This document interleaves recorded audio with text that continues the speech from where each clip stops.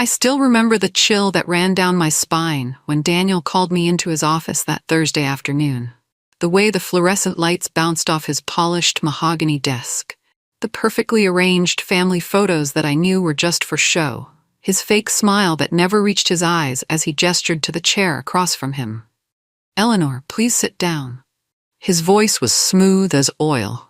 Next to him sat Melissa from HR, clutching her tablet like a shield, her eyes refusing to meet mine. For 25 years, I'd given everything to Harrington Financial. 25 years of late nights, missed family dinners, and postponed vacations. 25 years of loyalty to a company I believed valued me. Just 3 weeks. That's all I needed to qualify for my full pension. 3 measly weeks.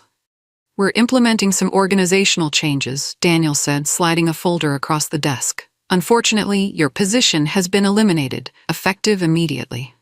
The words hit me like a sledgehammer. My mouth went dry. "Eliminated? But I'm 3 weeks from my pension qualification." Daniel's expression didn't change. "The timing is unfortunate, but these decisions are based solely on business needs." Melissa finally spoke, her voice barely above a whisper. "The severance package includes 2 months' salary and continuation of health benefits for 30 days. 2 months after 25 years, I felt my hands begin to shake. Through the glass walls of Daniel's office, I could see my coworkers pretending not to watch. "You'll need to clear out your desk today," Daniel continued, already checking his phone. "IT will monitor the process to ensure company data security." I sat frozen, my mind racing through possibilities. This wasn't random. Daniel had been gunning for me ever since I questioned those irregular expense reports 6 months ago. Now here I was, 3 weeks shy of my pension, being escorted out like a criminal. I nodded mechanically as Melissa explained the details of my separation agreement. But inside, something hardened. Something cold and determined. They thought this was over. They thought I would sign their papers, clear my desk, and disappear quietly. They had no idea what they'd just started. The drive home felt surreal. Rain pounded my windshield as I gripped the steering wheel with white knuckles, my cardboard box of desk items sitting pathetically on the passenger seat. 25 years reduced to a coffee mug, some framed photos, and a dying potted plant. My phone buzzed with a text from my daughter, Lily. "How was work today, Mom?" My eyes stung. How could I tell her I'd lost the job that put her through college? That the retirement I'd been planning might never happen now? I walked into my empty house and collapsed onto the couch. The silence was deafening. My husband Tom had passed away 3 years ago, and now I felt his absence more acutely than ever. He would have known exactly what to say. I called my best friend, Margaret. "They did what?" she exploded after I explained. "That's obviously age discrimination. You need to sue them." "It's not that simple," I sighed. "They're calling it restructuring. They eliminated 3 other positions too." "But 3 weeks before your pension? Come on, Eleanor, that's not a coincidence." She was right. Daniel had hated me ever since I'd been promoted to senior compliance officer 5 years ago. He'd wanted his golf buddy for the position. Then there were the questions I'd raised about certain expense reports, luxury hotels, first-class flights, meals at 5-star restaurants. All approved despite violating company policy. "You need to fight this," Margaret insisted. "Call a lawyer." "I don't know if I have the energy," I admitted. "Or the money." "Then what will you do?" I stared at the rain streaming down my windows, remembering the smug look on Daniel's face. How casually he'd tossed aside my 25 years of service.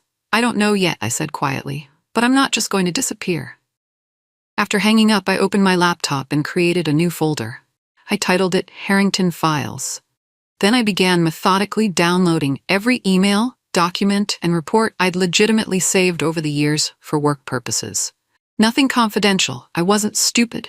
Just information I had the right to possess. My hands stopped shaking. My mind cleared. This wasn't just about money anymore. This was about justice. Morning came with harsh reality. No need to set an alarm. No office to rush to. No colleagues expecting me.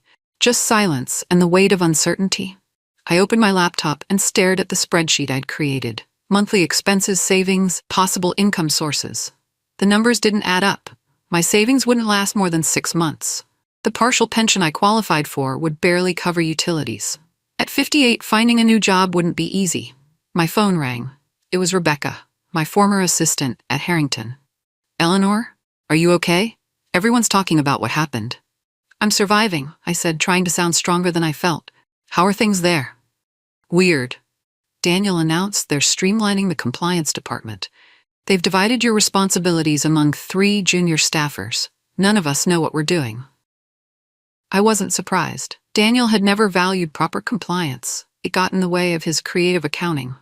Rebecca, I said carefully, did anything unusual happen with the quarterly reports before I left? A pause.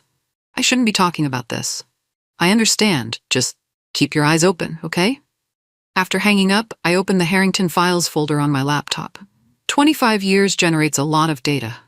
Most was routine.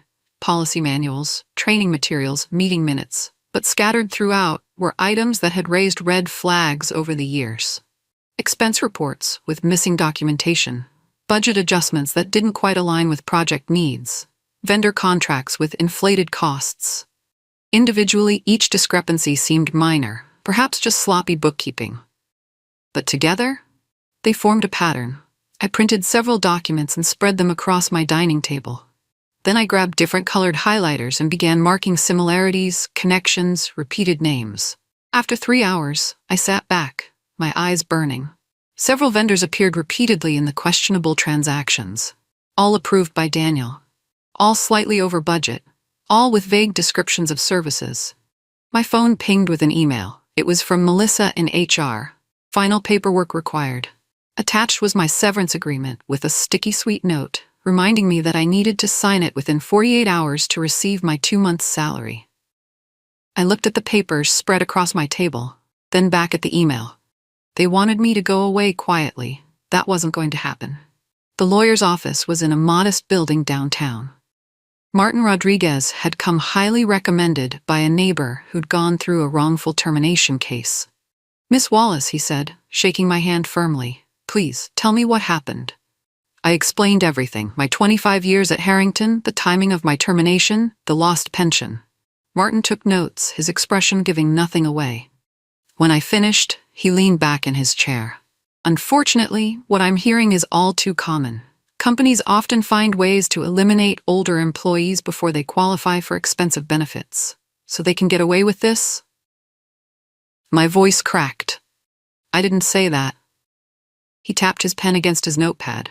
The timing is suspicious. 3 weeks before pension vesting raises red flags, but they'll claim business necessity, and they terminated other employees too, which gives them cover. My shoulders slumped. So there's nothing I can do? I didn't say that either. Martin smiled slightly. We could file an age discrimination claim, but these cases can drag on for years with no guarantee of success. I don't have years, I said. I need my pension now. He nodded. What about the financial irregularities you mentioned? Do you have documentation? I hesitated. Some. Nothing conclusive, just patterns that don't add up. Be careful there, Martin warned. If you accuse an executive of financial impropriety without solid evidence, you could face defamation charges. So what do you suggest? Martin thought for a moment. Let's approach this strategically. First, I'll send a letter to Harrington requesting reconsideration of your termination based on your years of service and proximity to pension vesting. That puts them on notice, but doesn't show our full hand. And if they ignore it, then we consider next steps. He leaned forward. Meanwhile, document everything. Any communications about your termination, any patterns you noticed. But Eleanor, his voice turned serious, don't do anything that could be construed as accessing company systems without authorization or taking confidential information. That could backfire badly. I nodded, feeling slightly dejected. I'd hoped for a more aggressive approach. As if reading my mind, Martin added, sometimes the quiet path is the most effective. Be patient. Build your case carefully. Walking to my car afterward, I wondered if patience was really the answer. Daniel certainly hadn't been patient in eliminating my position. My phone buzzed with a text from Rebecca. Need to talk. Coffee tomorrow? A flicker of hope sparked in my chest. Maybe patience would work after all. The coffee shop was crowded enough to provide privacy in plain sight. Rebecca arrived looking nervous, glancing over her shoulder before sitting down. I can't stay long, she said, her voice low. They've been watching everyone who was close to you. What's happening? I asked, pushing a coffee toward her. Rebecca took a sip, her hands shaking slightly. Things are weird. The day after you left, Daniel brought in consultants to review compliance protocols. They've been combing through all your files. My heart raced. Looking for what? I don't know. But Daniel seems worried. He asked me if you ever mentioned concerns about the McCormick account. The McCormick account, a real estate development firm that had been a client for years. Their quarterly reports had always felt off to me. Too clean, too perfect. I'd flagged some inconsistencies for review just before my termination. What did you tell him? That I didn't know anything. Rebecca bit her lip. I brought something for you. She slid a folded paper across the table. I opened it carefully. It was a printout of an email from Daniel to the CFO, dated 1 week before my termination. Wallace's review of McCormick is becoming problematic. She's asking for original documentation we don't want to provide. Need to accelerate restructuring timeline before pension date. Confirm ASAP. My hands went cold. Here it was, proof they deliberately pushed up my termination to avoid my pension obligation. How did you get this? I was printing documents for Daniel and it was mixed in with the other papers. Rebecca looked around nervously. I shouldn't have taken it, but it seemed important. It is. I carefully folded the paper and put it in my purse. There's more? Rebecca whispered.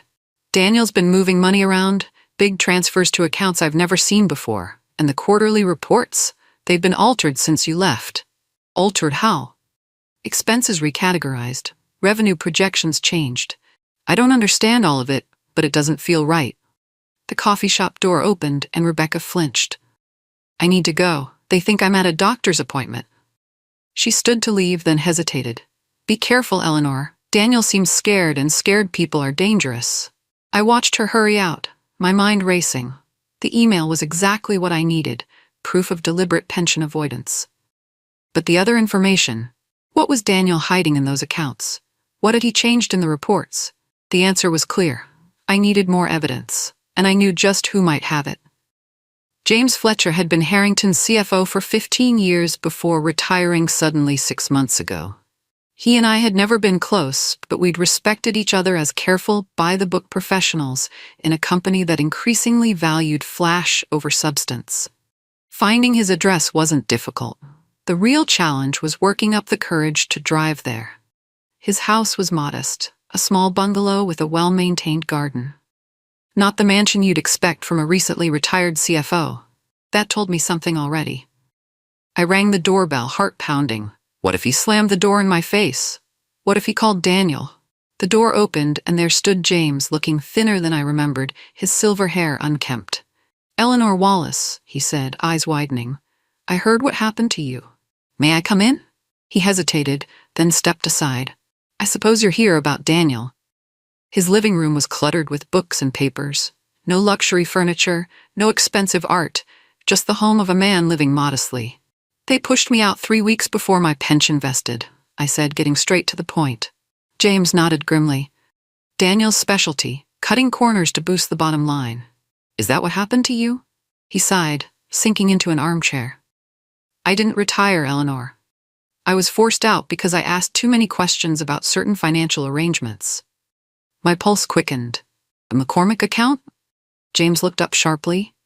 How do you know about that? I flagged some inconsistencies just before I was terminated. Daniel panicked.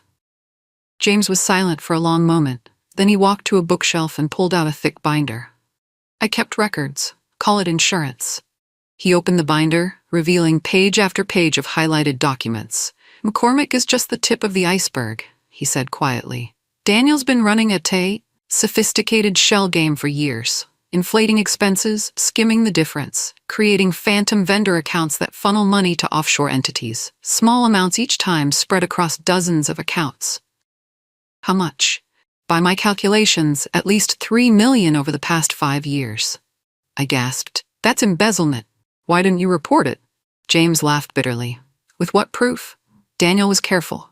The paper trail is fragmented, buried in thousands of legitimate transactions. And who would believe me over the Golden Boy CEO? He handed me the binder. But maybe they'll believe us together. I took it, hands trembling. This is a risk, James. I'm tired of being afraid, he said simply. They took my dignity, my reputation. I don't want them taking yours too.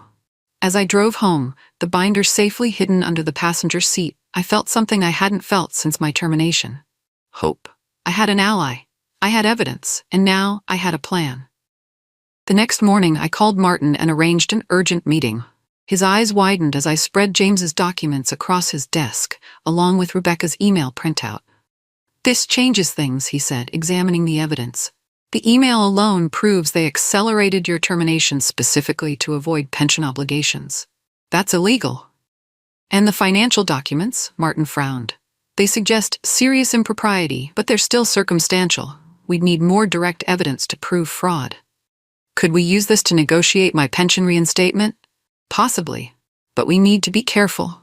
Martin looked concerned. If Daniel realizes what we have, he might try to destroy evidence or pressure witnesses. He was right.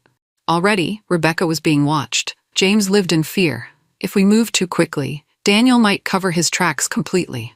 What do you suggest? I asked. A two-pronged approach, Martin said. First, I'll file a formal complaint with the Department of Labor regarding your pension. That creates an official record and puts legal pressure on Harrington. And second, we need more concrete evidence of financial wrongdoing. He tapped the documents. These show patterns, but we need smoking gun proof. Account numbers, transfer records, emails confirming Daniel's direct involvement.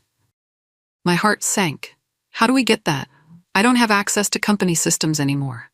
No, Martin agreed, but James Fletcher might know who does. That evening, I called James. We need someone with current access to financial records, I explained. Someone trustworthy. James was quiet for a moment. There's Abigail Chen in accounting. She helped me compile some of those records before I left. She was troubled by what she saw. Can you contact her? It's risky, James cautioned. If Daniel suspects she's helping us. I understand, I said, but without more evidence we're stuck. James sighed. I'll reach out carefully, no promises. 3 days later, my doorbell rang. Standing on my porch was a young woman I'd seen around the office but never really spoken to. Ms. Wallace, I'm Abigail Chen. Her voice was barely audible.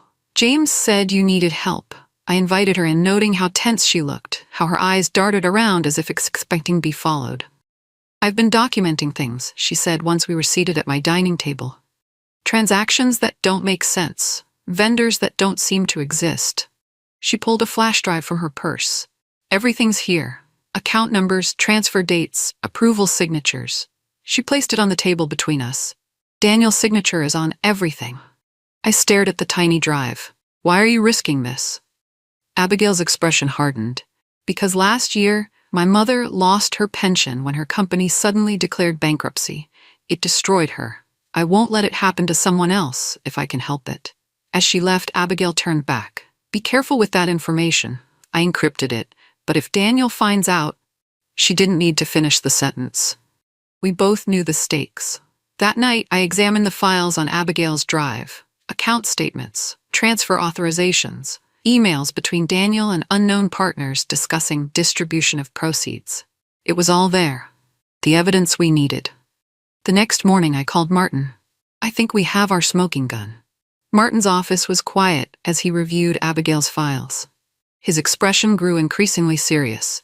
This is definitive evidence of embezzlement, he said finally. The question is, what do we do with it? I'd been pondering that very question all night. Going directly to the board might not work. Daniel has them wrapped around his finger. The SEC would be interested, Martin suggested. This level of financial manipulation falls under their jurisdiction. But that could take months, even years, I countered. Meanwhile, I'm still without my pension, and Daniel continues stealing from the company. Martin leaned back in his chair. What about Gerald Harrington? Gerald Harrington, the company founder and chairman emeritus. He'd stepped back from day-to-day operations years ago, but still held significant influence and ownership. He might not even see me, I said doubtfully. Daniel has probably poisoned that well already. Maybe, Martin agreed. But Gerald built that company from nothing. He values loyalty and integrity. If anyone would be disturbed by what Daniel's doing, it's him. I considered this. Gerald had always treated me with respect during his active years. He'd personally congratulated me on my 15 and 20-year anniversaries. I'll try to arrange a meeting, I decided, but we should prepare for resistance. That afternoon, I called Gerald's personal assistant, a woman who'd been with him for decades. To my surprise, she put me through immediately. Eleanor, Gerald's gruff voice greeted me. Heard what happened. Damned shame. My throat tightened. Mr. Harrington, I need to speak with you privately. It's important. A pause. This about Daniel? Yes, sir. Another pause. My house, tomorrow 10 a.m. Come to the back door. The line went dead before I could respond. That night, I prepared carefully, organizing the evidence into a clear, concise presentation. No emotional appeals, just facts Gerald couldn't ignore. The next morning, I drove to the affluent neighborhood where Gerald lived. His house was impressive, but not ostentatious, like the man himself. Following his instructions, I went to the back door. It opened before I could knock. Gerald Harrington stood there, still imposing at 82. Come in quickly. Don't want the neighbors gossiping. He led me to a wood-paneled study and closed the door. Now, he said, settling into a leather chair, tell me what my CEO has done. For the next hour, I laid out everything, my termination just before pension vesting, the suspicious transactions, the offshore accounts, the altered reports. I showed him emails, account statements, transfer records. Gerald's expression darkened with each revelation. When I finished, he was silent for a long moment. I handpicked that boy, he said finally, his voice heavy with disappointment. Thought he had integrity. The evidence suggests otherwise, I said gently. Gerald nodded slowly. My company, my responsibility. He looked up, eyes suddenly sharp. What do you want, Eleanor? Justice, I answered honestly. My pension restored, and Daniel held accountable. The pension I can fix with one phone call, Gerald said. Daniel, that requires more finesse. If this becomes public, the company suffers. I understand that, I assured him. I don't want to harm the company or its employees. Gerald studied me, then nodded once. Leave this with me. Don't speak to anyone else about it for now. As he showed me out, he added, Eleanor, be careful. Daniel won't go down without a fight. Driving home, I felt both relieved and anxious. Gerald had seemed genuinely disturbed by the evidence. But would he really act against Daniel, his chosen successor? My phone rang.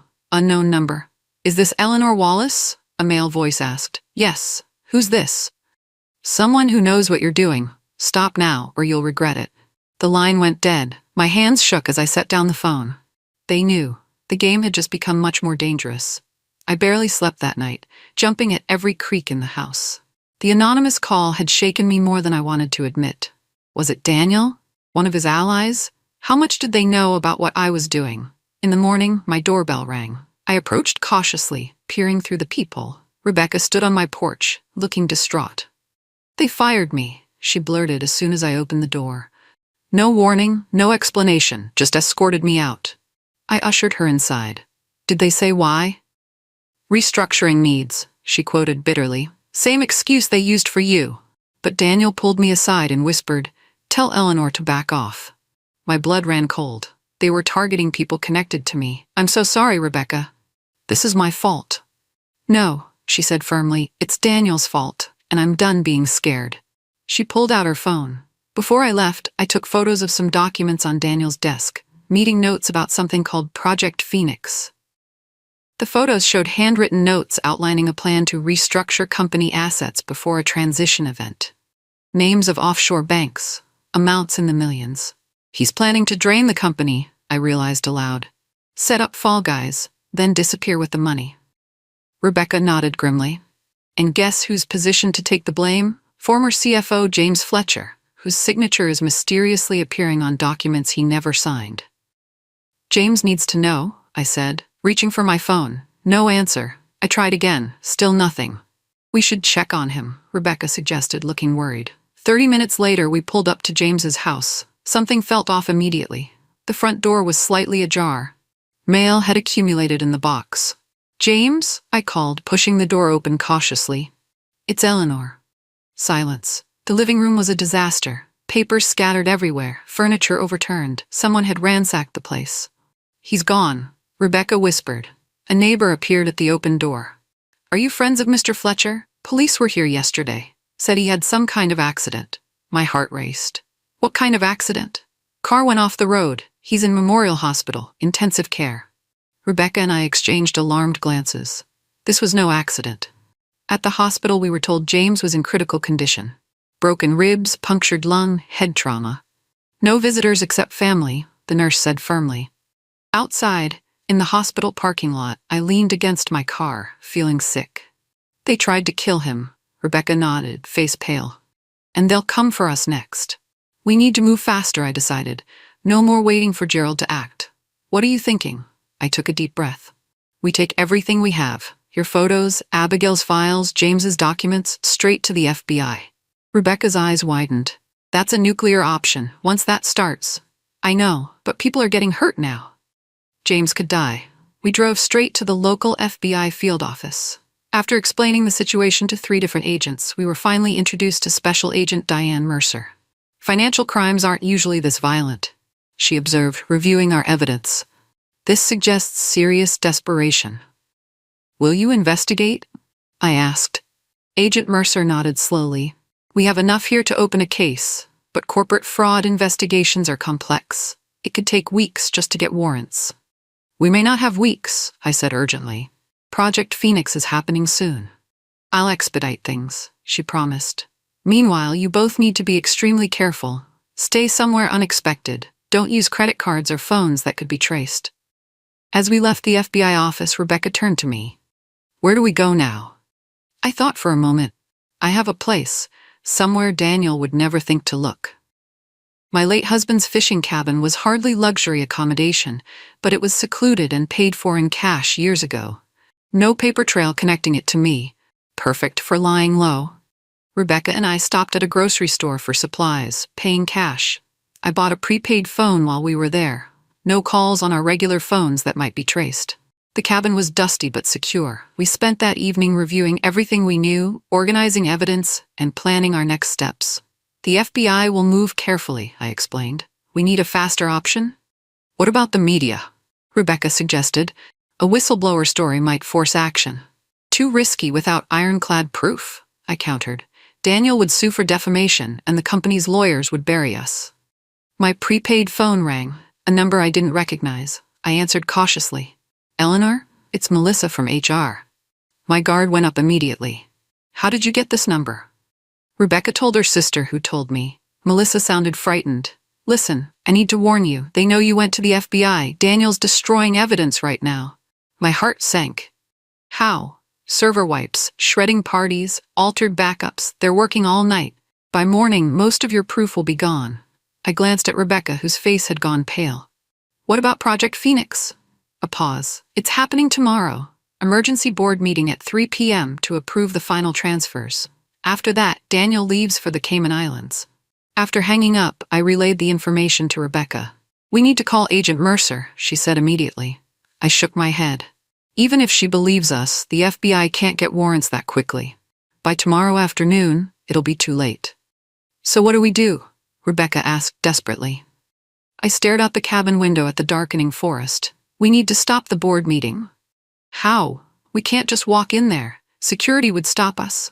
Not if we're invited, I said slowly, an idea forming. Gerald Harrington can bring guests to any company meeting. It's in the bylaws. Rebecca looked doubtful.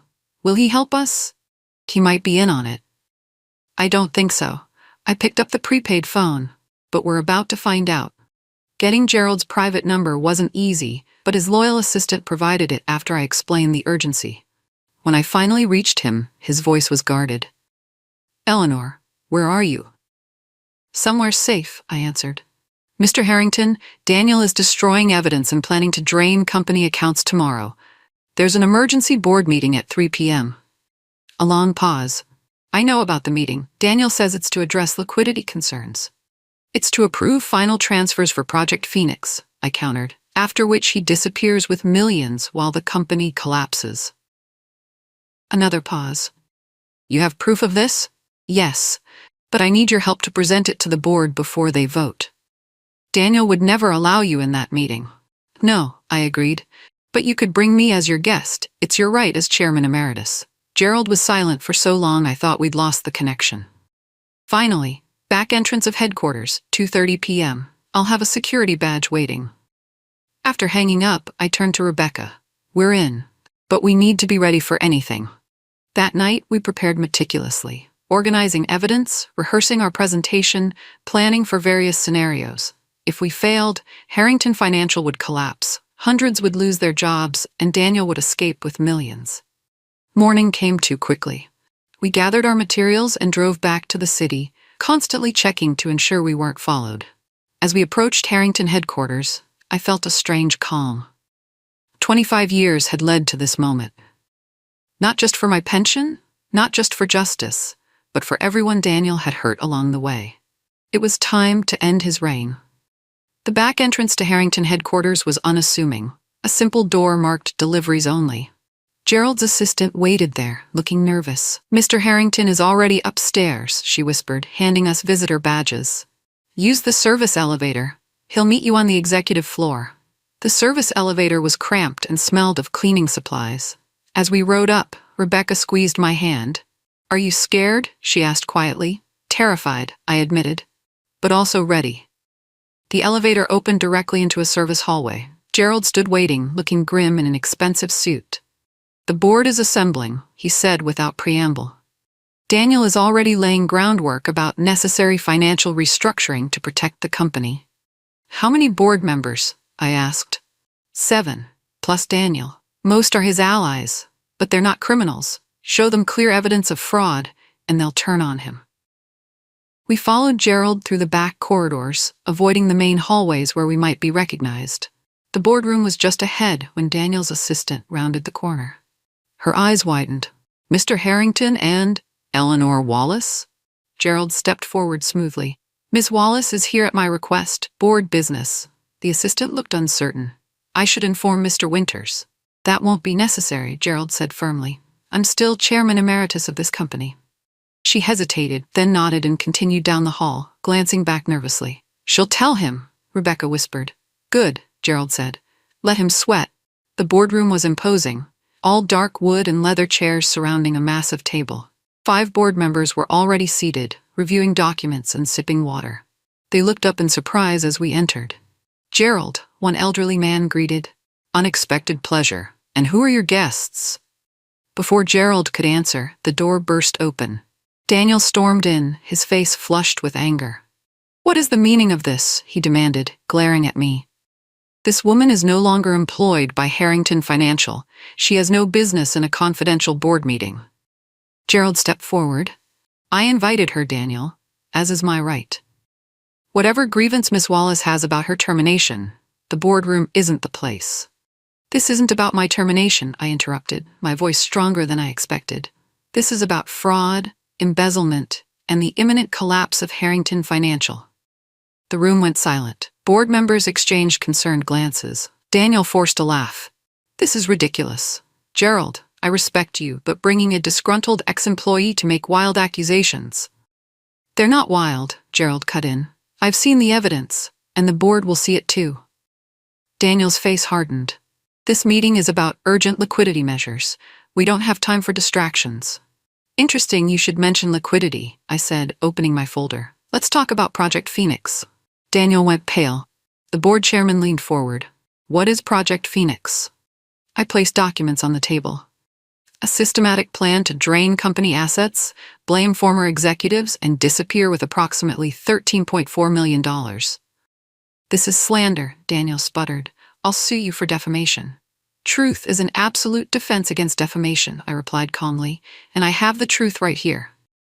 For the next 20 minutes, Rebecca and I presented our evidence.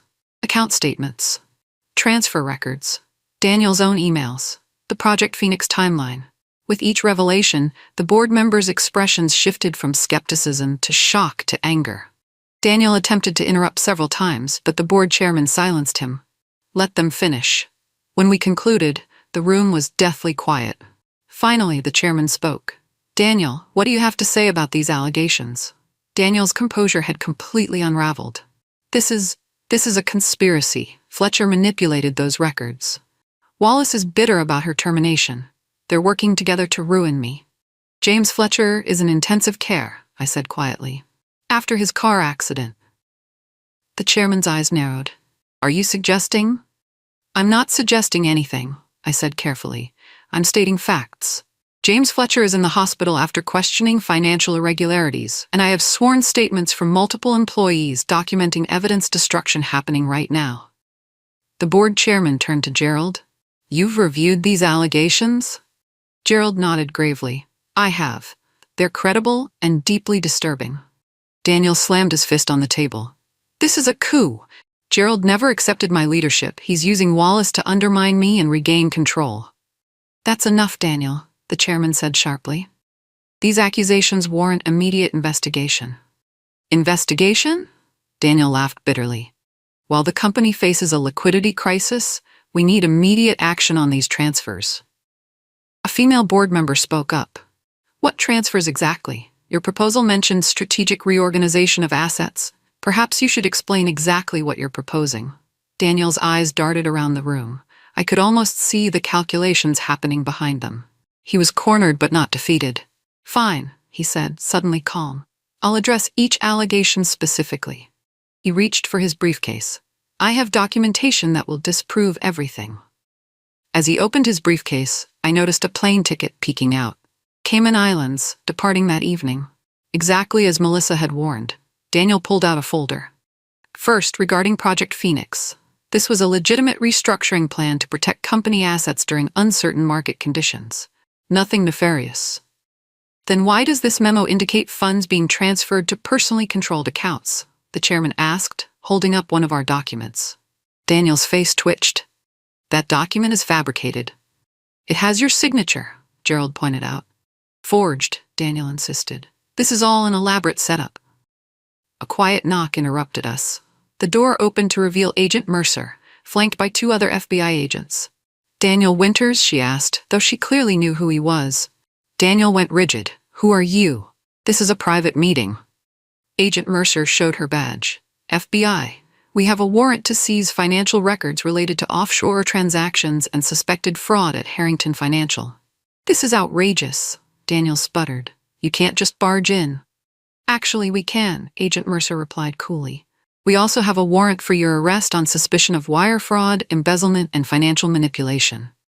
The board members watched in stunned silence as one agent moved toward Daniel. In an instant, Daniel's composure shattered.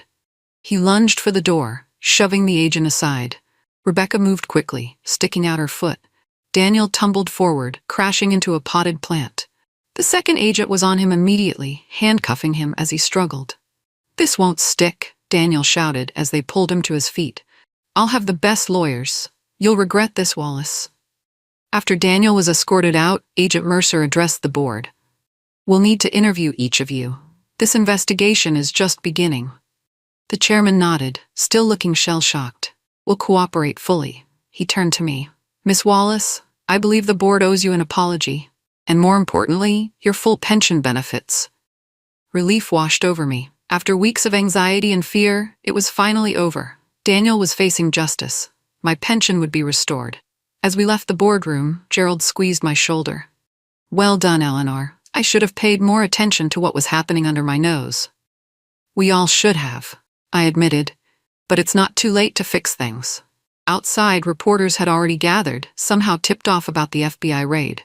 Camera flashes popped as Daniel was led to a waiting car. Our 25-year history had come full circle. The man who had dismissed me so callously was now being dismissed himself, in handcuffs. Rebecca grabbed my arm excitedly. We did it, I nodded, watching Daniel's car pull away. Yes, I said quietly, we did. The next few weeks were a whirlwind. The FBI investigation expanded rapidly, uncovering far more than even I had suspected. Daniel's fraud wasn't limited to Harrington Financial. He'd been involved in similar schemes at 2 previous companies. The board appointed an interim CEO and began the painful process of financial recovery. True to their word, they immediately reinstated my full pension and even offered a settlement for the emotional distress I'd suffered. James Fletcher improved slowly in the hospital. Though the police couldn't prove Daniel's direct involvement in his accident, the timing was suspicious enough that they kept investigating. Abigail Chen was promoted to head of a new financial oversight committee, tasked with building stronger safeguards against future fraud. And Rebecca? She was offered her job back with a raise, but declined. I'm thinking of becoming a financial fraud investigator, she told me over coffee. I discovered I have a talent for it. I smiled, thinking how this painful experience had revealed strengths in all of us we never knew we had. 1 month after Daniel's arrest, Gerald Harrington invited me to lunch at his country club. He looked more energized than I'd seen him in years. The company's stabilizing, he reported. The board managed to recover most of the money Daniel had moved offshore. They're implementing new compliance protocols that would have made such fraud impossible. Better late than never, I remarked. Gerald nodded thoughtfully. Eleanor, I've been thinking about your role in all this. You showed remarkable courage and intelligence, the kind of leadership Harrington Financial needs right now. I nearly choked on my water. Are you suggesting? The board is looking for a new chief compliance officer, someone with impeccable ethics and the backbone to stand up to pressure. Gerald smiled. I've recommended you. Me? After everything that happened? Because of everything that happened, Gerald corrected. Who better to prevent future fraud than the person who uncovered this one? I sat back, stunned. Return to Harrington? The idea seemed absurd after all I'd been through. Yet part of me was intrigued. I knew the company inside and out. I could help rebuild it the right way. I'll need time to think about it, I said finally. Gerald nodded. Of course, the position is yours if you want it. No pressure. As I drove home, I pondered my options. I had my pension secured. I could retire comfortably as planned. But the offer challenged me. Could I help transform a damaged company into something better? My phone rang. Martin Rodriguez calling with updates. Daniel's been denied bail, he reported. The judge considered him a flight risk. No surprise there, I said, remembering the Cayman Islands ticket. The prosecutor is offering a plea deal, but Daniel's refusing. He still thinks he can beat this. I shook my head. Even facing overwhelming evidence, Daniel's arrogance remained intact. There's something else, Martin added. The FBI found evidence that Daniel was specifically targeting employees nearing pension eligibility. You weren't the only one. My grip tightened on the steering wheel. How many? At least 12 over the past 3 years, all terminated within months of vesting. My mind reeled.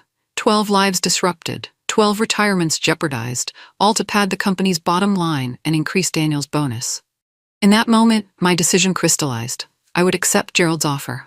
Not for myself, but for all those who had been hurt, and all those who might be protected in the future. When I got home, I called Gerald. I'll take the job, I said without preamble. But I have conditions. Name them, Gerald replied. Full audit of all terminations under Daniel's leadership, restoration of benefits to anyone unfairly dismissed, and complete autonomy for the compliance department. Done, Gerald agreed without hesitation. When can you start? I thought about Daniel sitting in a jail cell, his career and reputation in ruins. I thought about my colleagues who had stood by me. I thought about the company I had served faithfully for 25 years. Monday, I said. I'll start Monday. Monday morning felt surreal. Walking into Harrington headquarters not as a disgraced ex-employee, but as the new chief compliance officer gave me a strange mix of emotions. Pride, vindication, but also lingering anger. The security guard who had escorted me out just weeks earlier now nodded respectfully. Welcome back, Miss Wallace. My new office, Daniel's old office, had been completely redecorated. No trace remained of his pretentious art or status symbols. Instead, the walls were bare, the desk clean and functional. A fresh start. Melissa from HR was my first visitor, looking sheepish. I brought your personnel file. She's placing a folder on my desk. And I wanted to apologize. I should have done more when they terminated you. I studied her for a moment. You warned me about Project Phoenix. That took courage. She nodded slightly. Not enough courage, too late. But I'm trying to do better. That's all any of us can do, I said. Now tell me about these other terminated employees. Melissa sat down, and together we reviewed the files of every employee dismissed during Daniel's tenure. The pattern was clear. Older workers, approaching benefit milestones, suddenly found redundant or underperforming. I want meetings scheduled with each of them, I instructed. We need to make this right. Over the next few days, I immersed myself in rebuilding Harrington's compliance systems. Every suspicious transaction was reviewed, every questionable policy examined. I assembled a team of people I trusted, Not yes men, but professionals with integrity and courage. One afternoon, Gerald stopped by my office. "The board is impressed," he said, settling into a chair across from me. "You've accomplished more in a week than most executives do in a month." "There's still a lot to fix," I replied, gesturing to the stacks of files. Gerald nodded thoughtfully. "The damage goes deeper than finances. Employee trust is shattered. Many are afraid they'll be the next ones pushed out." "I know," I acknowledged. "That's why I've implemented the new termination review process. No one gets dismissed without a thorough, documented review by a committee, not just their direct supervisor." "Good," Gerald approved. "And what about Daniel's allies?" Several executives were clearly helping him. This was the thornier question. Some of Daniel's team had been actively complicit in his fraud. Others had simply looked the other way. Drawing the line between willful participation and fearful silence wasn't easy. "We're investigating each one," I assured him. "Those who participated in illegal activities will face consequences. Those who merely failed to speak up will receive ethics training and closer supervision." Gerald seemed satisfied. As he stood to leave, he paused. "You know, Eleanor, I've been thinking about what allowed Daniel to get away with this for so long." "A culture of fear," I suggested. "People were afraid to question him." "Yes," Gerald agreed. "But also a culture that valued appearance over substance, quarterly profits over long-term integrity. It's not enough to catch bad actors. We need to change what we value as a company." His words stayed with me long after he left. He was right. Daniel hadn't operated in a vacuum. He'd thrived in a system that rewarded short-term results and punished those who raised concerns. That evening, as I was preparing to leave, Rebecca called. "Have you seen the news?" she asked excitedly. I hadn't. Between meetings and document reviews, I'd barely had time to breathe. "Daniel's lawyers are negotiating a plea deal," Rebecca continued. "The prosecutors have too much evidence. He's finally admitting guilt." A weight I hadn't realized I was still carrying suddenly lifted. Daniel's admission meant no long trial, no need for us to testify, no chance for him to escape justice on a technicality. "There's more," Rebecca added. "They found offshore accounts with over $20 million, way more than we thought he'd stolen." I sank into my chair, stunned. 20 million. How long had this been going on? How many people had been hurt to feed Daniel's greed? "Are you okay?" Rebecca asked after my long silence. "Yes," I said, finding my voice. "Just processing." After hanging up, I sat in my quiet office watching the sunset through the windows. I thought about how close Daniel had come to getting away with everything. If I had accepted my termination quietly, if I hadn't connected with James and Abigail, if Rebecca hadn't been brave enough to help. The company phone on my desk rang, interrupting my thoughts. Probably another crisis needing attention. "Eleanor Wallace," I answered. "Miss Wallace," a male voice responded. "This is Brian Miller with the New York Times. I'm working on a story about corporate whistleblowers. Would you be willing to share your experience exposing fraud at Harrington Financial?" I hesitated. My story could help others facing similar situations, but it could also further damage the company's reputation when we were trying to rebuild. "I'll need to think about it," I said finally. "This isn't just my story." After hanging up, I stared at the phone, contemplating what my next chapter might look like. Chief Compliance Officer, potential whistleblower spokesperson, champion for corporate ethics. None of these roles had been in my retirement plan. But then again, sometimes life's most meaningful paths are the ones we never expected to walk. The New York Times article appeared 2 weeks later, after careful coordination with Harrington's PR team. The headline read, "The Accountant Who Couldn't Be Silenced: How One Woman's Stand Exposed $1 Million Fraud." The piece was balanced, detailing Daniel's crimes and my role in exposing them, while also highlighting Harrington's swift corrective actions. The board's decision to appoint me as Chief Compliance Officer was presented as evidence of the company's commitment to reform. The response was immediate and overwhelming. My email inbox flooded with messages from employees at other companies facing similar situations. Some shared stories of retaliation they'd suffered after reporting misconduct. Others asked for advice on documenting suspicious activities. Overnight, I became the reluctant face of corporate whistleblowing. "You should write a book," Rebecca suggested over lunch. "Or do a TED Talk. People need to hear this story. I shook my head. I'm not looking for fame. It's not about fame, she insisted. It's about impact. How many other Daniels are out there right now targeting employees like you? How many people are afraid to speak up? She had a point. But my focus remained on rebuilding Harrington. We were making progress, implementing new financial controls, creating anonymous reporting channels, conducting ethics training. Most significantly, we had contacted all 12 employees who had been terminated before pension vesting. 10 agreed to settlements, including full pension restoration. The other 2 had already filed lawsuits, which we decided not to contest. One morning, I received a call from the hospital. James Fletcher was finally being discharged. I offered to pick him up, feeling we owed him that much at least. James looked frailer than I remembered, leaning on a cane as he made his way to my car. But his eyes were clear and determined. "Heard you're running compliance now," he said as I drove him home. "Good choice, you always had integrity."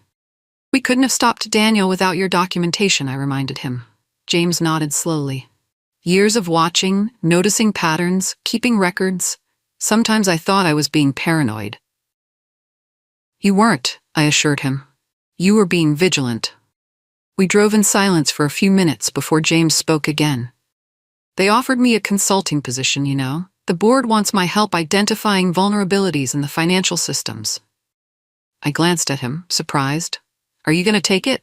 A small smile crossed his face. "Already did. Start next week part-time. Turns out retirement didn't suit me after all." I laughed. "Looks like we're both getting second acts we never expected." At his house, I helped James inside. The place had been cleaned up. No more scattered papers or overturned furniture. Fresh flowers sat on the coffee table. "The company arranged for housekeeping while I was in the hospital," James explained. "Part of their apology, I suppose." After making sure he had everything he needed, I prepared to leave. At the door, James stopped me. "Eleanor, there's something I've been meaning to ask you. All those weeks investigating Daniel, gathering evidence, risking your safety, was it worth it?" I considered his question carefully. The stress, the fear, the uncertainty, had it been worth it for justice and my pension? "Yes," I said finally. "Not just for the money, though that was important, but because it was right, because no one should get away with what he did." James nodded, satisfied. "That's what I thought you'd say. That's why they're lucky to have you now." As I drove back to the office, I reflected on how much had changed in just a few months, from terminated employee to compliance executive, from victim to change agent. My phone rang, the board chairman calling about next week's meeting. Another crisis, another challenge, another opportunity to build something better from the ashes of what Daniel had nearly destroyed. I answered with newfound confidence, ready for whatever came next. Daniel's sentencing hearing fell on a rainy Tuesday. I sat in the back of the courtroom, watching the man who had so casually dismissed me now standing before a judge, head bowed in feigned remorse. The prosecutor outlined the charges: wire fraud, embezzlement, money laundering, tax evasion. The total stolen, $23.7 million over 7 years. The victims, not just Harrington Financial, but its employees, shareholders, and clients.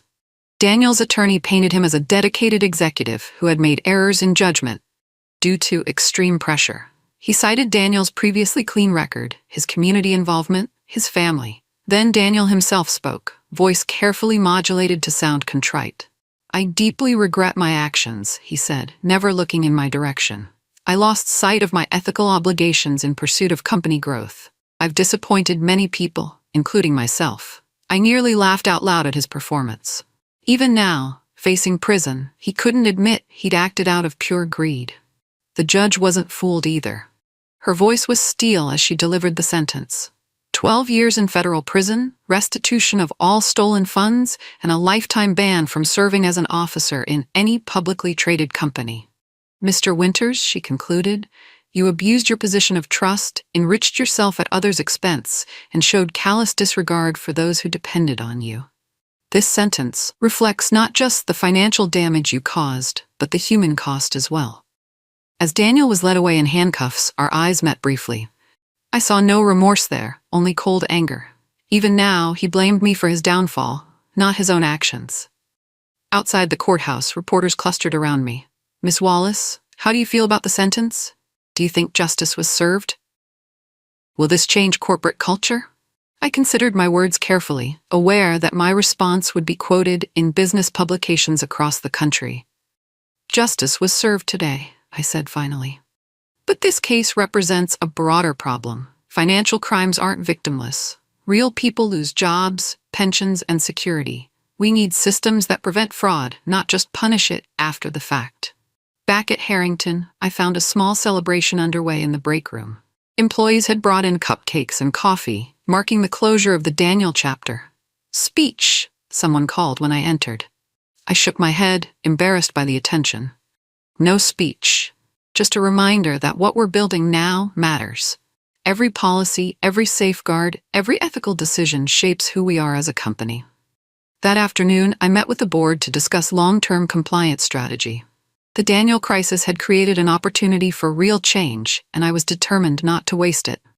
We need to address the root causes, I explained, distributing my proposal. Not just the specific mechanisms Daniel exploited, but the culture that enabled him. My plan was comprehensive.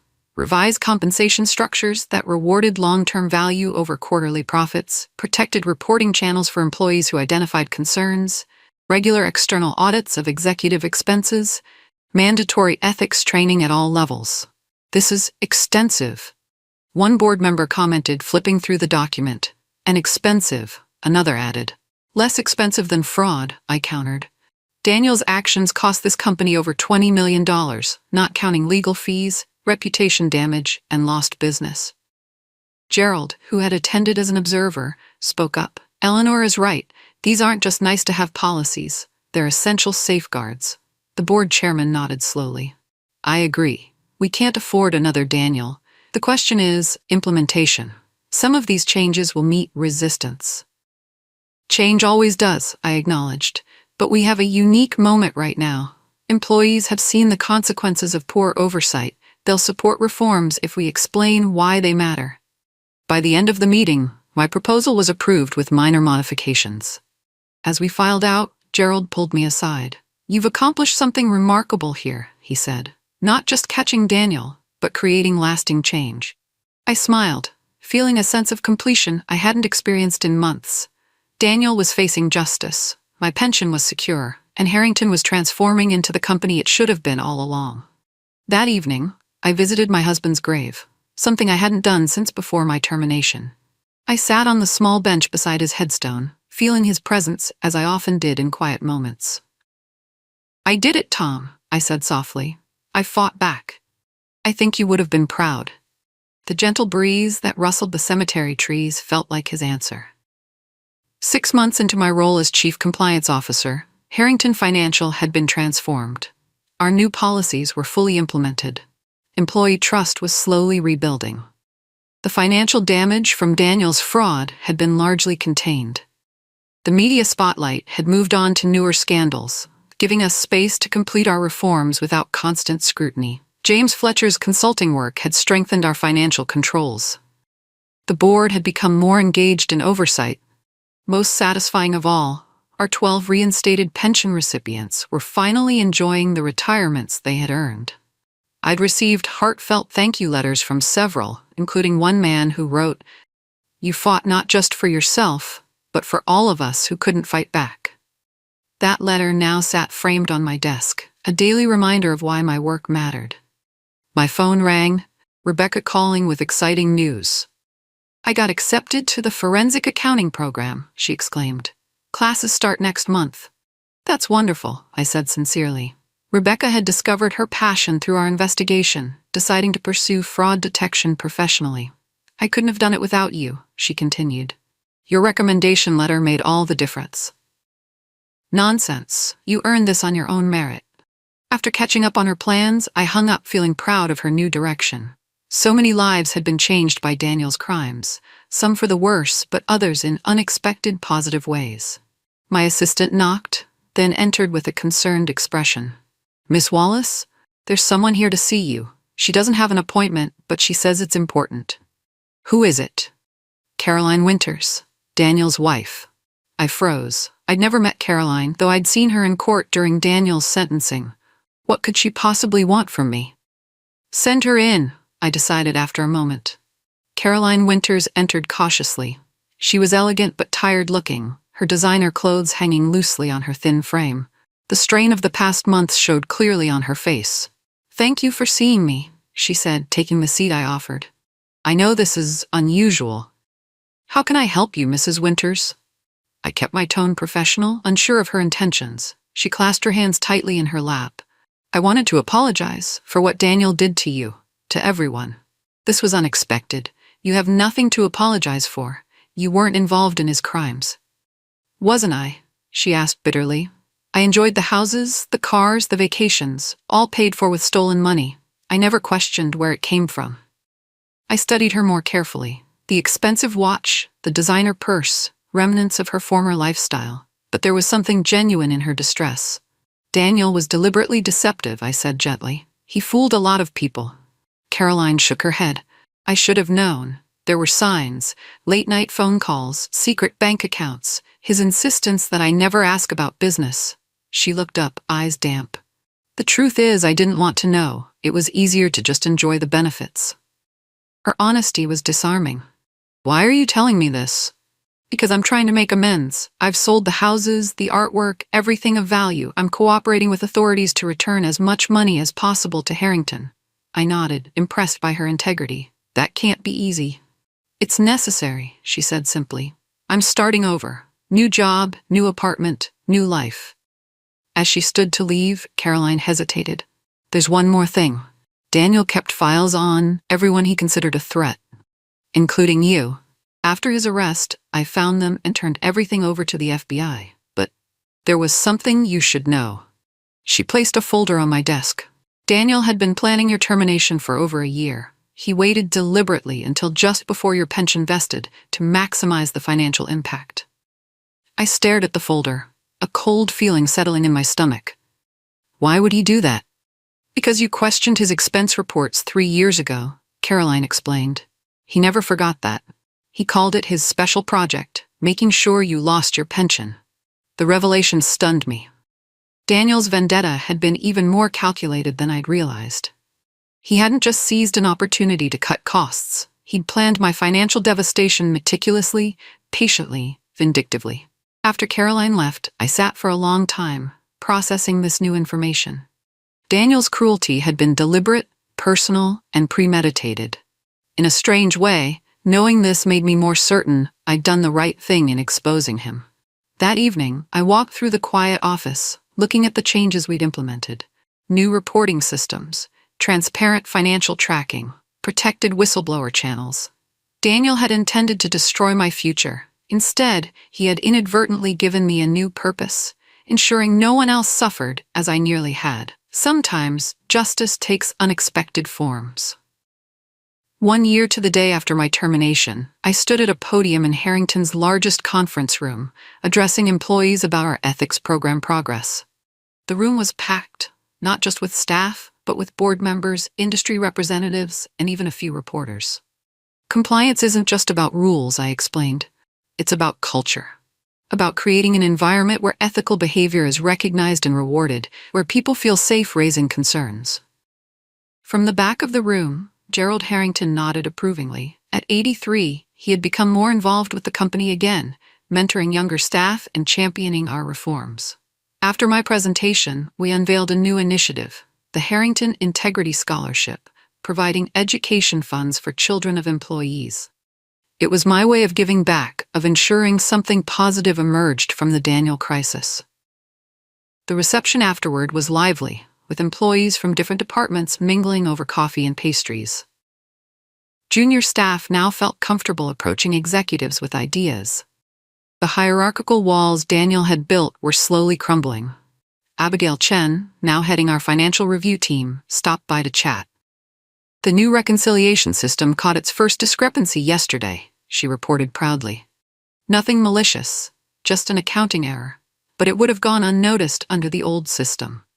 "That's exactly what it's designed to do," I said, pleased. "Catch small issues before they become big problems." Speaking of problems, Abigail lowered her voice. "Did you see the news about Gray Tech Industries?" I hadn't, being focused on our event. Their CEO just resigned amid fraud allegations, she continued. Sounds a lot like our situation. Financial manipulation, retaliation against whistleblowers, the works. My interest piqued. Anyone stepping forward to expose it?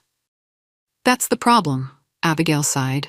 Several employees raised concerns internally but were ignored or silenced. By the time regulators got involved, the damage was done.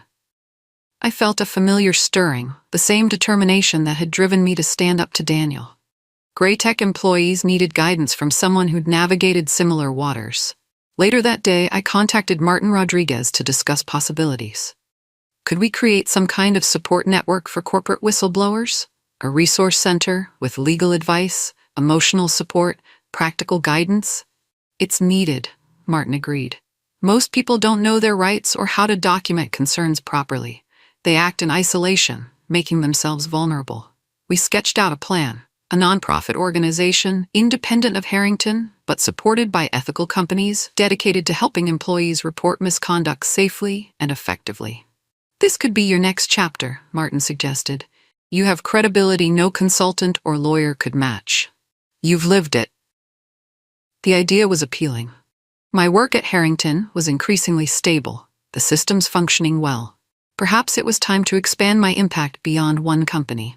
That evening, I drafted a proposal for the board, requesting permission to represent Harrington in establishing this new organization. My phone rang just as I was finishing, James Fletcher calling. Eleanor, turn on Channel 6 right now. I did, and saw Daniel's face on screen. The news anchor was reporting, former CEO Daniel Winters was attacked in federal prison today during a confrontation with another inmate. Winters suffered minor injuries and has been moved to a separate facility for his safety. I felt no satisfaction at Daniel's misfortune, only a complicated mix of emotions. His life had unraveled completely, reputation destroyed, fortune confiscated, freedom lost, now physically threatened. It was justice, but it still left me hollow. James seemed to sense my mood. You're not responsible for his choices, Eleanor. He made his own bed. I know, I sighed. It's just sobering to see how far he's fallen. Focus on how far you've risen, James countered. That's the real story here. He was right. What mattered wasn't Daniel's downfall, but the positive changes that had emerged from the crisis he created. Stronger corporate governance, better employee protections, and now, potentially, a new resource for whistleblowers facing similar situations. The next morning, I presented my proposal to the board. Their response was unanimously supportive. Harrington should lead on corporate ethics, the chairman declared. This initiative positions us as reformers rather than defendants. With their blessing, I began building what would become the Corporate Integrity Alliance, my legacy beyond just saving my own pension. From crisis comes opportunity. From injustice, sometimes comes reform. The Corporate Integrity Alliance launched 6 months later with a conference that drew attendees from across the country. Whistleblowers, compliance officers, lawyers, and corporate executives gathered to discuss ethical business practices and employee protections. I gave the opening address, sharing my journey from terminated employee to change agent. The standing ovation surprised me. I'd never sought acclaim for doing what I considered right. The highlight of the conference was a panel featuring 5 whistleblowers from different industries, each describing their experiences. Some had faced retaliation, others had been ostracized by colleagues. All had struggled with the decision to speak up. One woman's story particularly resonated with me. She'd been a financial analyst at a pharmaceutical company, fired after questioning research data manipulation. Like me, she'd fought back, gathering evidence, and eventually vindicating herself. The hardest part wasn't the termination, she told the audience. It was the isolation. Everyone abandoned me, afraid of being associated with a troublemaker. I knew that feeling well. The lonely days gathering evidence, uncertain if anyone would believe me. During the conference reception, I spotted a familiar face, Rebecca, now halfway through her forensic accounting program. She was engaged in animated conversation with several compliance professionals. "They've offered me an internship," she exclaimed when I approached. "Starting next summer, working on their financial investigation team." "That's wonderful," I said, genuinely pleased. "You found your calling." "Because of you," she replied. "You showed me what one determined person can accomplish." As the evening wound down, a reporter approached for an interview. Her questions were thoughtful, focused on the systemic issues rather than personal drama. "What's your advice for companies wanting to prevent fraud?" she asked. "Create systems that reward integrity, not just results," I answered. "And protect those who raise concerns. They're your first line of defense against misconduct." "And for employees who suspect wrongdoing?" I thought carefully before responding. "Document everything. Find allies if possible. Know your rights. And remember that silence only perpetuates the problem." The article appeared the following week, highlighting the Alliance's mission and resources. Calls and emails poured in from employees seeking guidance and companies looking to strengthen their ethics programs. One message particularly touched me. An elderly man writing about his terminated position 3 weeks before retirement. "I thought I was alone," he wrote. "Now I know I'm not, and I'm ready to fight back." I connected him with legal resources in his state, offering encouragement based on my experience. His situation mirrored mine so closely that it reinforced the importance of our work. Balancing my roles at Harrington and the Alliance became challenging. Long days stretched into evenings as I tried to fulfill both responsibilities. The work was meaningful but exhausting. One night, working late at my desk, I received an unexpected visitor, Gerald Harrington. "You're burning the candle at both ends," he observed, settling into a chair across from me. I smiled tiredly. "There's so much to do." "There always is," he agreed. "But even the most important work requires balance." Gerald studied me with concern. "You've accomplished remarkable things this past year, Eleanor. Exposed fraud, rebuilt our compliance systems, launched the Alliance. But at what personal cost?" His question struck home. I'd been so focused on justice and reform that I'd neglected my own needs. No vacations, few social outings, little time for hobbies or relaxation. "I don't want to let anyone down," I admitted. "You won't," Gerald assured me. "But consider this. Your most important contribution isn't working yourself to exhaustion. It's creating sustainable change, and that requires you to be sustainable too." His wisdom resonated. I'd been driving myself relentlessly, perhaps afraid that easing up would somehow diminish the importance of our work. "What are you suggesting?" I asked. "Delegate more. Train others to carry the load. Take time for yourself." Gerald smiled kindly. "The reforms you've implemented will continue without your constant attention. That's how you know they're working." I nodded, recognizing the truth in his words. "I'll try." "Good," Gerald said, standing to leave. "Because you have many more chapters to write, Eleanor, and you'll need your strength for all of them." After he left, I closed my laptop and looked around my office. The framed thank you letters, the ethics award from the business community, the photo of our first Alliance meeting. Evidence of progress, of battles fought and won. Perhaps it was time to remember there was life beyond the fight. Friends to see, books to read, a garden that had been sorely neglected. I gathered my things and left the office earlier than I had in months, feeling lighter with each step. Spring arrived with unexpected opportunities. The Corporate Integrity Alliance had grown rapidly, gaining national attention and corporate sponsors. What had begun as a small resource center was becoming a movement. Major news outlets contacted me for interviews. Universities invited me to speak about business ethics. A publisher suggested I write a book about my experience. The attention was flattering, but disorienting. I hadn't sought the spotlight. I'd simply wanted justice and my pension. Now I found myself positioned as an authority on corporate ethics and whistleblower protection. One Wednesday morning, my assistant interrupted a meeting with unexpected news. "There's a call you might want to take. It's from the White House." I excused myself, heart racing. "This is Eleanor Wallace." The caller identified herself as an advisor to the president. "We're forming a commission on corporate accountability and whistleblower protections. The president would like you to serve as a member." I nearly dropped the phone. "Me? Why?" "Your experience provides valuable perspective," she explained, "and your work with the Alliance demonstrates your commitment to systemic reform." I asked for time to consider, though my answer was already forming. This was an opportunity to influence policy at the highest level, to create protections that might have saved me from my own ordeal.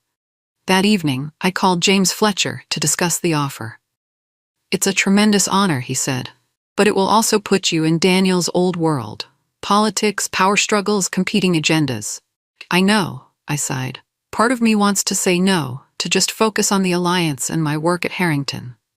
And the other part?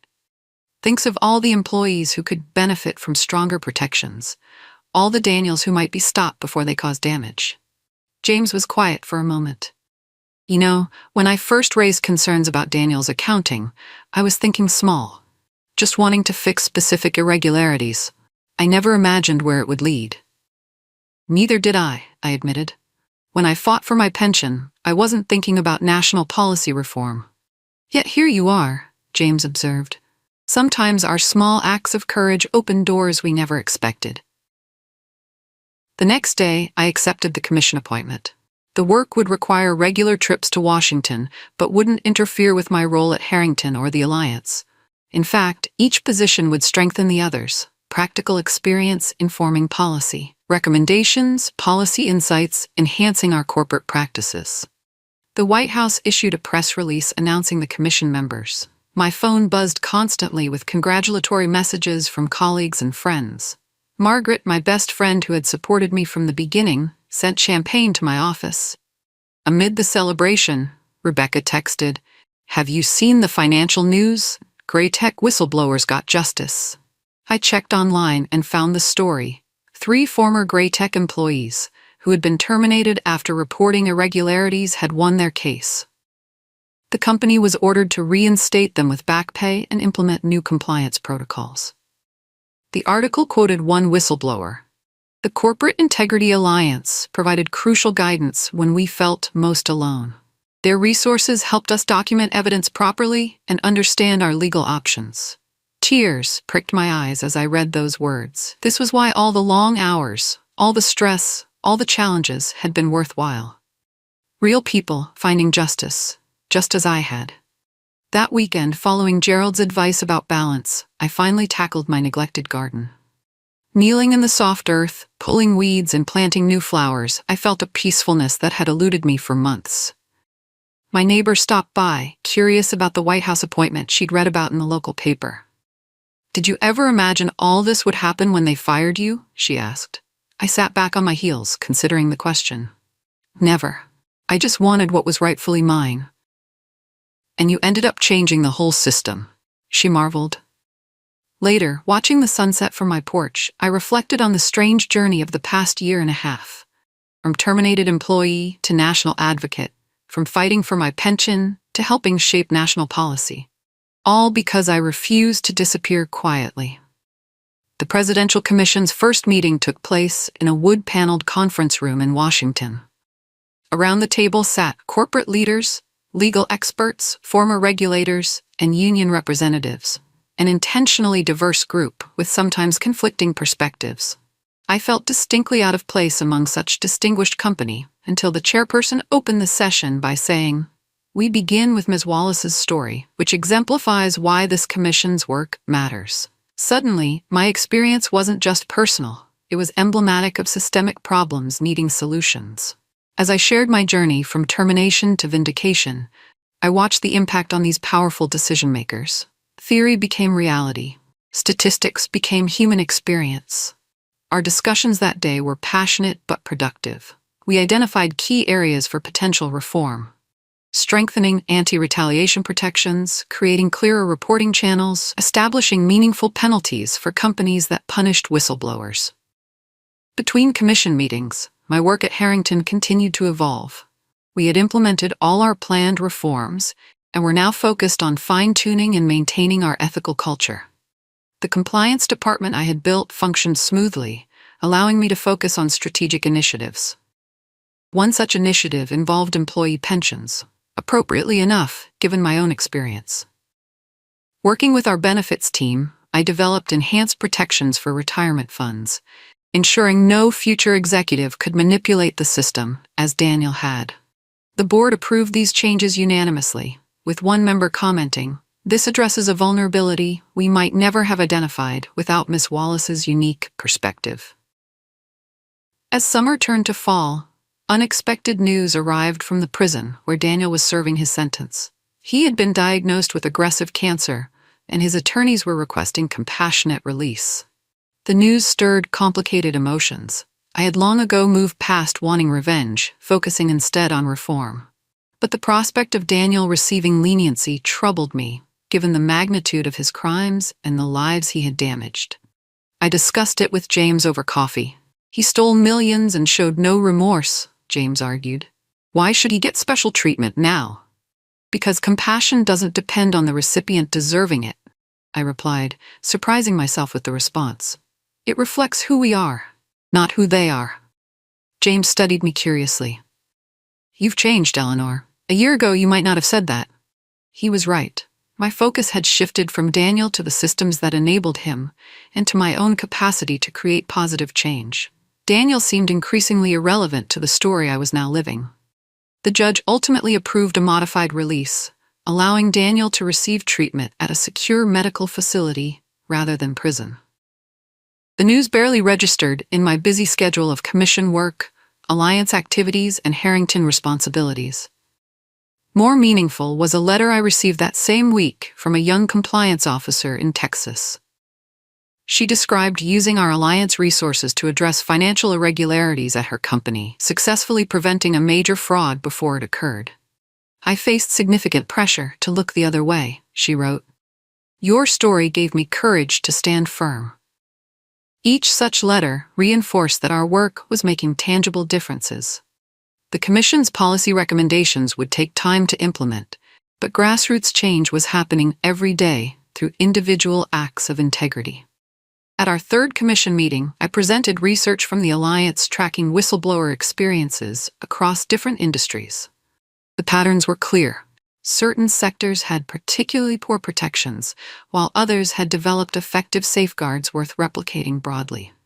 What makes the difference? Asked another Commission member. Leadership commitment, I answered without hesitation.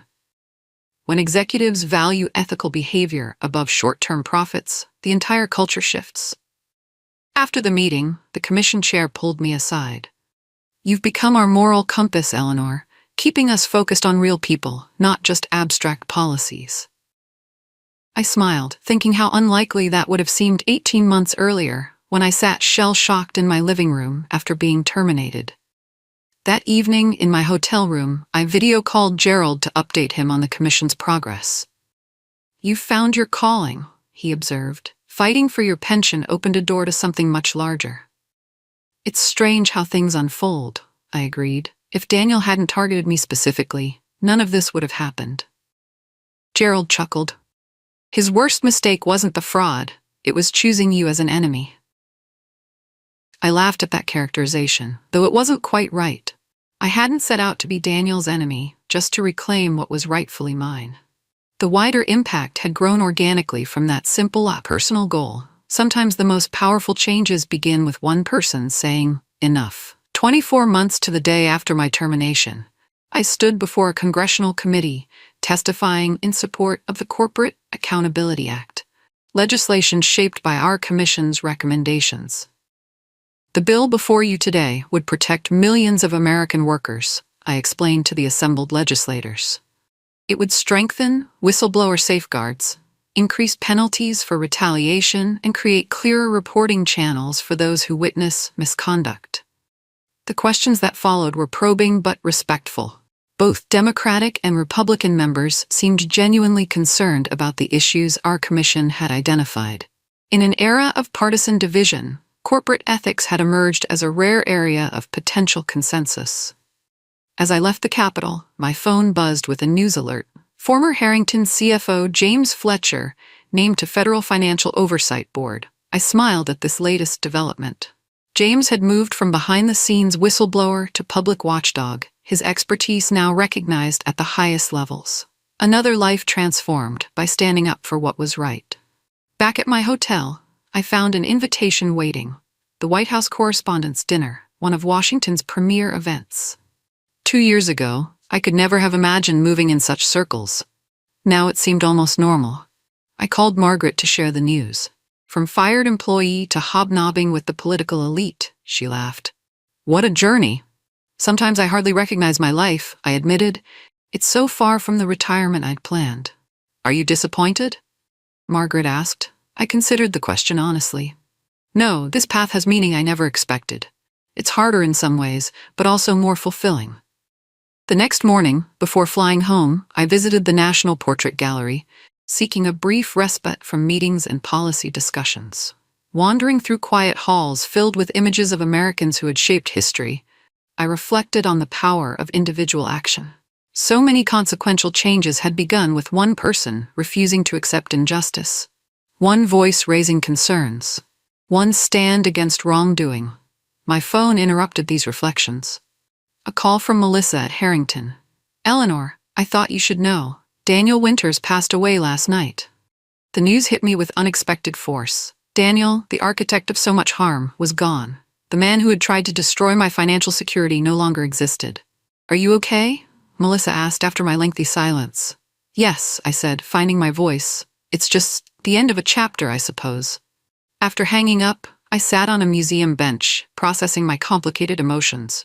I felt no joy at Daniel's death, no sense of triumph or vindication, only a certain hollowness, a recognition of the ultimate futility of his greed and deception.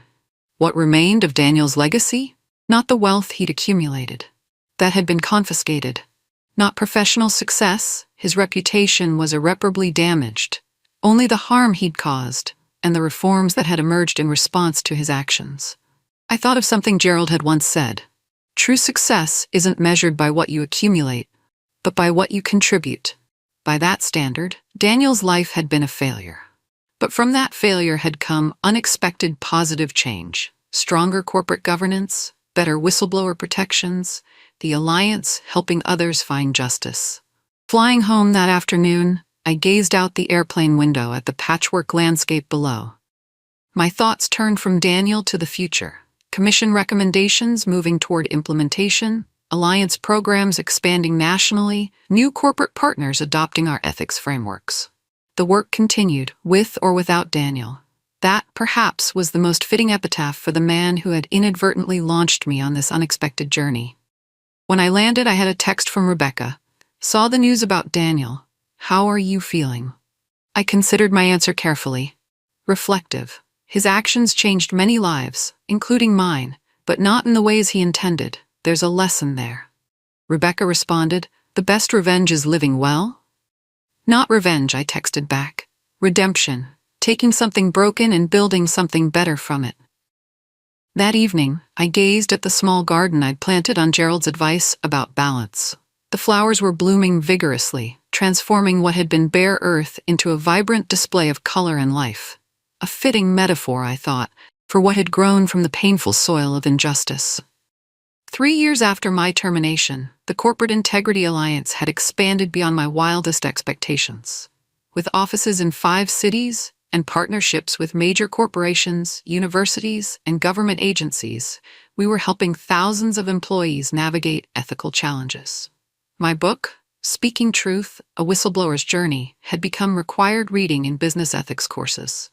The Corporate Accountability Act had passed with bipartisan support, strengthening protections nationwide. At Harrington Financial, our compliance systems were cited as industry best practices. The company's reputation had fully recovered, with ethics awards replacing scandal headlines. I was still officially Chief Compliance Officer, but increasingly my role was symbolic rather than operational. The excellent team I'd built handled day-to-day responsibilities, allowing me to focus on broader advocacy work. One autumn morning, Gerald invited me to lunch at his country club. He looked remarkably spry for 86, still sharp and engaged. I've been thinking about your future, he said as we settled at his favorite table. You've accomplished everything I could have hoped for at Harrington. Maybe it's time to consider your next chapter.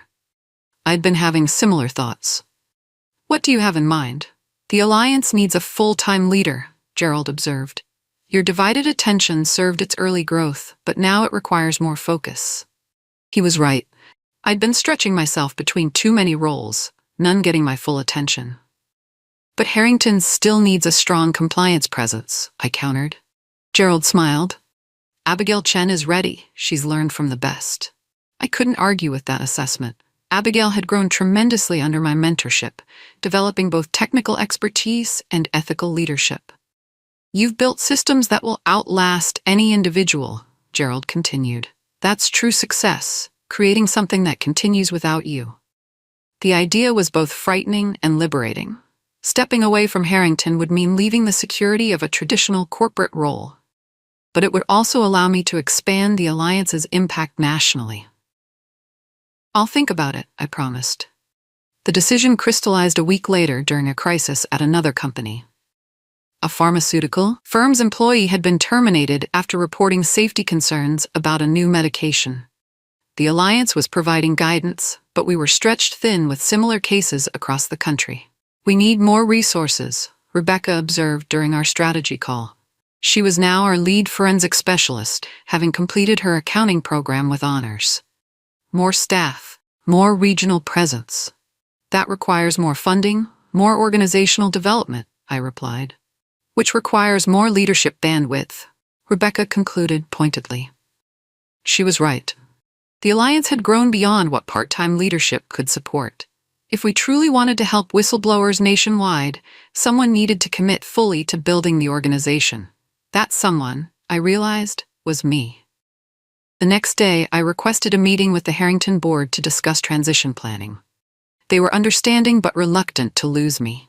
You've been the cornerstone of our ethical culture, the chairman said. How do we replace that?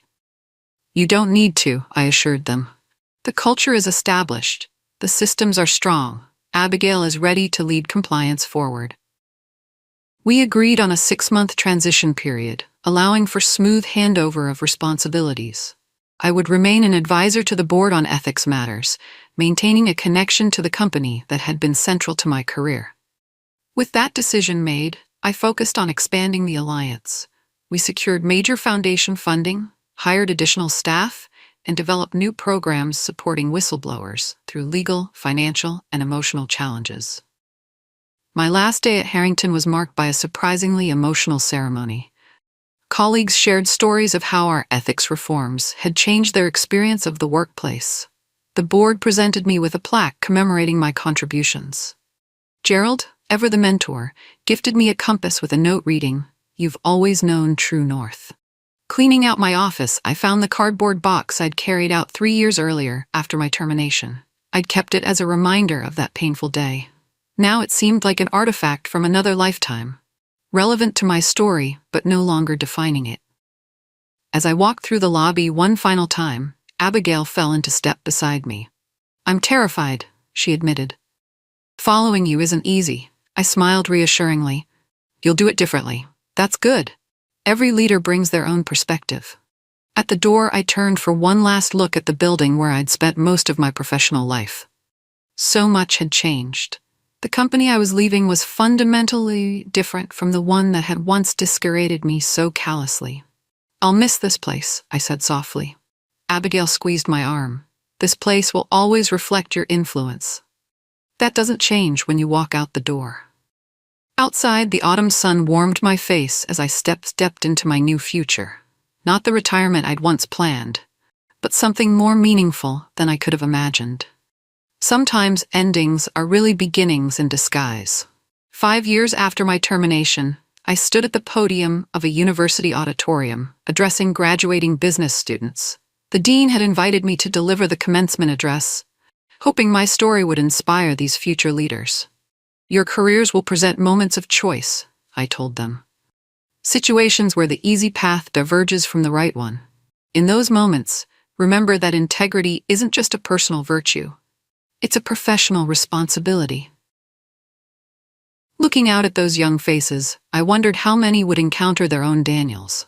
How many would face pressure to compromise their values for profit or advancement. I hoped our work had created a world where they would find more support than I initially had. After the ceremony, students gathered around me, asking questions about whistleblower protections and ethical leadership. One young woman waited until the others had dispersed. "My mother lost her job for reporting safety violations," she said quietly. "Your alliance helped her win her case. She's the reason I decided to study business ethics." These moments, learning how our work rippled outward in ways I couldn't predict, sustained me through the challenges of building the Alliance nationally. Those challenges were substantial. Despite legislative improvements, corporate resistance to meaningful whistleblower protections remained strong. For every company that embraced ethical reforms, others fought to maintain the status quo. The alliance had grown to 25 employees across 7 offices, with volunteer networks in every state. We provided legal referrals, emotional support groups, and financial bridge assistance for whistleblowers facing retaliation. Our educational programs reached thousands of employees and executives annually. James Fletcher, now a respected voice in financial regulation, served on our advisory board alongside other reformed corporate leaders. Rebecca headed our forensic investigation unit, training professionals to document misconduct effectively. My role had evolved from direct case management to public advocacy, testifying before legislative committees, consulting with regulatory agencies, speaking at industry conferences. My personal story opened doors that statistics and policy arguments could not. One rainy Tuesday, I received an unexpected visitor at our Washington office. Caroline Winters, Daniel's widow. I hadn't seen her since our meeting years earlier. "I've been following your work," she said after we exchanged greetings. "The Alliance is making a real difference." "We're trying," I acknowledged. "There's still so much more to do." Caroline nodded, then revealed the purpose of her visit. "I've established a foundation with what remains of my personal assets. I'd like to support the Alliance's work." The irony wasn't lost on either of us. Funds connected to Daniel, who had tried to destroy my financial security, now potentially supporting an organization born from that very attempt. "Why?" I asked directly. "Because changing systems matters more than punishing individuals," she replied. "Daniel can't be redeemed, but perhaps some good can come from what happened." I accepted her contribution with mixed emotions. The money would help expand our programs, but it also represented a strange closing of the circle that had begun with my termination. That evening, I called Gerald to share this unexpected development. Though retired from active business involvement, he remained my most trusted advisor. "Life writes stories we could never imagine," he observed. "Daniel tried to take your pension. Now his money helps others protect theirs." "Is it wrong to accept it?" I questioned. "Given everything that happened?" "No," Gerald said firmly. "It's perfect justice. Money that once fueled greed now supports integrity. I can't think of a more fitting outcome." The next day, I walked through our busy office, watching staff counsel whistleblowers, draft educational materials, and coordinate legal resources. The Alliance had become exactly what I'd hoped, a lifeline for those facing situations similar to mine. In my private office, I kept few mementos of the past. My termination notice, framed as a reminder of where this journey began. The compass Gerald had given me. A photo of the original Alliance founding team, and in my desk drawer, that first thank you letter from a reinstated pension recipient. "You fought not just for yourself, but for all of us who couldn't fight back." That remained the essence of our mission and my personal purpose, ensuring that others would not have to fight alone as I once had. The path from wronged employee to national advocate had been neither straight nor easy. But looking back, I wouldn't have changed it. Every challenge, every setback, every small victory had shaped both the Alliance and the person I had become. Sometimes losing what you thought you wanted opens the door to what you were meant to do. 10 years after my termination, I stood in the Rose Garden of the White House. The president was signing the Enhanced Corporate Accountability Act, legislation that significantly strengthened the original protections we'd fought for years earlier. As one of the key advocates who had shaped the bill, I had been invited to witness this milestone. Looking around at the assembled dignitaries, legislators, regulators, corporate leaders, and fellow advocates, I marveled at how far the movement for corporate accountability had come. The president acknowledged me by name during remarks, citing my journey from wronged employee to national reformer. The recognition was gratifying, but what moved me most was knowing how many people would benefit from these enhanced protections. After the ceremony, I chatted briefly with the new chair of the SEC, a former prosecutor who had helped build cases against corporate fraudsters like Daniel. "Your Alliance's documentation protocols have transformed how we approach whistleblower evidence," she told me. "We're getting stronger cases that actually stick." This practical impact mattered more than any personal accolades. The Alliance now operated nationally with specialized programs for healthcare, finance, technology, and manufacturing sectors. Our staff of 40 worked alongside hundreds of volunteer professionals, providing pro bono support. Beyond direct whistleblower assistance, we had developed corporate certification programs, helping companies build ethical cultures proactively. Harrington Financial, under Abigail Chen's leadership, remained our showcase example of corporate transformation. Gerald Harrington had passed away 2 years earlier at 89, leaving a substantial bequest to fund Alliance scholarships for ethics studies. His funeral had drawn business leaders from across the country, all touched by his vision of corporate responsibility. As I left the White House that evening, spring flowers blooming along the pathways, I reflected on the unlikely journey that had brought me here, from seeking simply to restore my own pension to building a national movement for corporate integrity. Rebecca met me for dinner at a restaurant near our hotel. Now serving as the Alliance's executive director while I focused on advocacy, she had grown into a formidable leader in her own right. "I saw the ceremony on television," she said enthusiastically. "Your hard work made this happen." "Our hard work," I corrected, and that of every whistleblower who had the courage to speak up. We toasted to the new legislation, to Gerald's memory, and to the continued growth of the Alliance. As we talked about future plans, expanding international partnerships, developing new educational programs, I felt profound gratitude for this unexpected path. "Did you ever imagine all this?" Rebecca asked, echoing my thoughts. "When you were first fired?" I laughed softly. "Never. I just wanted my pension. I wanted justice for myself. And instead, you created justice for thousands." The next morning, before flying home, I visited Arlington National Cemetery. Tom was buried there, having served in the military before his corporate career. I hadn't expected to spend my retirement years without him, building a national organization instead of traveling together as we'd planned. Standing by his grave, I spoke softly about the day's events, the legislation, the ongoing work of the Alliance. Though he'd been gone 13 years, these one-sided conversations remained important to me. "I think you would have been proud," I concluded, "not of the recognition, but of the purpose, of using what happened to help others." Returning to Alliance headquarters, I found an email waiting from James Fletcher. Now officially retired but still active on our advisory board, he had been tracking a situation at a major bank where employees were reporting pressure to ignore compliance protocols. "Sounds familiar, doesn't it?" he wrote. "Some battles need fighting over and over." He was right. Despite all our progress, the underlying issues persisted. Greed, power, the temptation to prioritize profit over people. Our work would never truly be finished, yet each victory mattered. Each whistleblower protected, each company reformed, each policy improved, represented real progress. Together, they were changing the landscape of American business. That evening, at home in my garden, I watched the sunset and reflected on the full circle of my journey. From the shock and humiliation of termination to the quiet satisfaction of meaningful work. From fighting for my own pension to creating systems that protected others' security and dignity. Daniel had intended my termination to silence me. Instead, it had given me a voice that reached further than either of us could have imagined. Sometimes the worst thing that happens to you leads to the best thing you do. In trying to take what was mine, Daniel had inadvertently helped me discover something more valuable.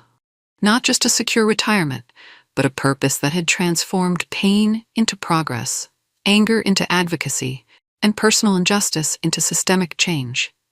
I had gotten much more than my pension back. I had found my calling.